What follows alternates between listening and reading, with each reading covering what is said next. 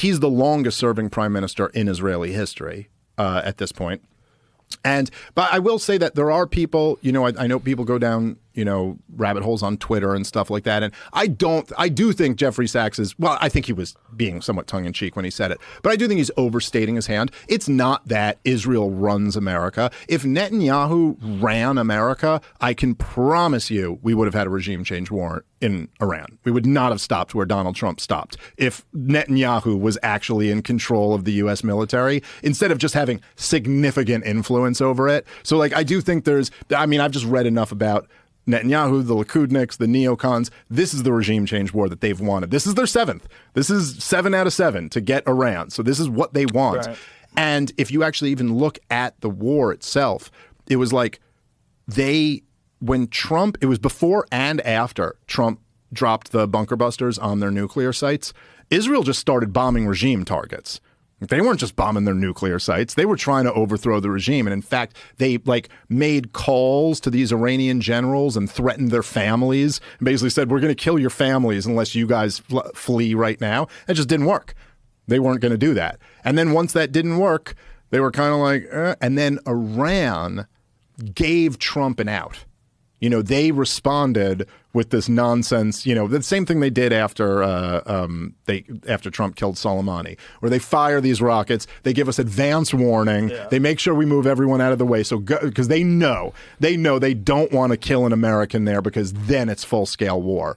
But, if they hadn't, it's so funny because we put all of this in the mullah's hands. And if they had just decided, which every military analyst concludes, they can touch Americans in the region, they didn't. Had they, this would have been and I think that was the goal. I think that was Netanyahu's goal of it, was to provoke that response that would have led to a regime change war. And it didn't work. And Trump, to his credit, his instinct is to de-escalate these things when he can, but also to Trump's fault, never should have gotten in the thing to begin with.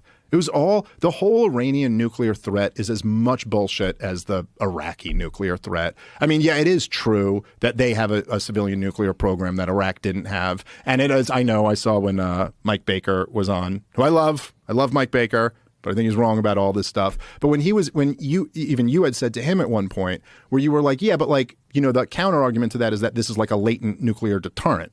Is the idea, not that they're developing a nuclear weapon. And Mike was basically like, yeah, but they're up to 60%, and that's on its way to 90%. But the thing is, why weren't they at 90%? They didn't have to stop at 60%. They mastered the fuel cycle and they figured out all this technology a long time ago. They could have enriched up to weapons grade. Why did they stop at 60%? And why did they then enter negotiations with the United States of America about the level to which they were enriching uranium?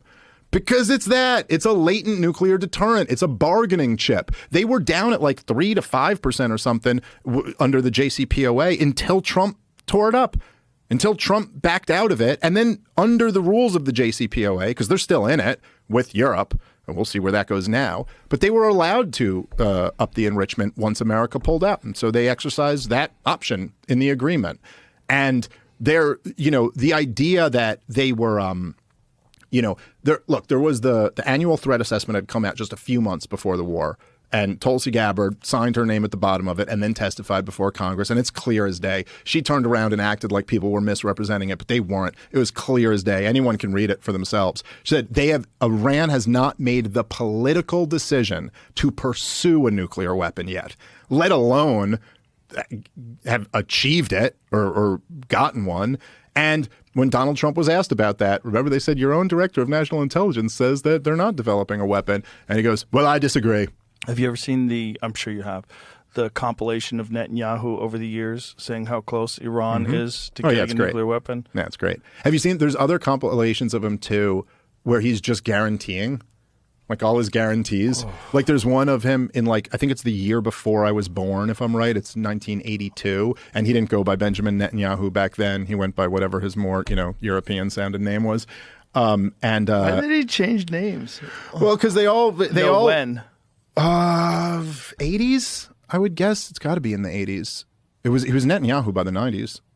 But in the 80s, they were still calling him whatever. I can't remember his previous name. Why did he change his name? Well, they all kind of, because the whole thing, Joe, is that they're all, Israel was a European, construct.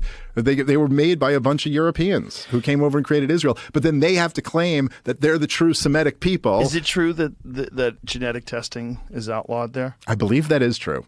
I believe that's true. I double check me on that, but I believe it's true.